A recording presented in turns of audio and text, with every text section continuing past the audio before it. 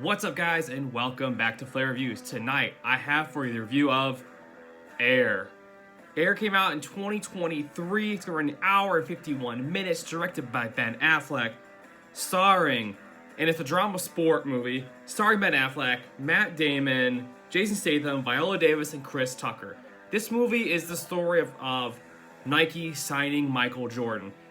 And honestly, I thought the movie was awesome. Basically getting the workings of how shoe deals worked, endorsement deals worked back in the 80s when Nike started. And Ben Affleck plays the Nike founder. I forget the name off the top. I think it's Phil Knight. He plays him, and the whole thing takes place in the 80s when Michael Jordan's coming out of North Carolina. Basically, it shows Matt Damon's character is going to North Carolina to talk to Viola Davis, who plays Michael Jordan's mother, and basically to get him to sign shoe deals, because Michael Jordan wants the big shoe deals, and all the other guys are going with Converse and Adidas and everything, and Nike was basically like a running shoe at this point. They didn't have any big name athletes outside of like track and field, essentially. So Michael Jordan was going to be their golden goose. And essentially it tells you the story about how they tried to sell him. He didn't want to sign with Nike, but his mom basically made him. So Viola Davis is awesome in this movie as Michael Jordan's mom. And Chris Tucker is also awesome as like he's like the athlete coordinator guy. He's there to basically schmooze the athletes. And honestly, just the whole story of how they got Michael Jordan to sign the deal, and how he was the first player to get profits off of the deal. Like he gets like royalties. He's the first guy to have his own like logo, the Air Jordan logo. He's the first athlete to ever have that happen. And they talk about at the end of the movie how he makes $400 million a year annually just off his shoes, nothing else, which is absolutely insane.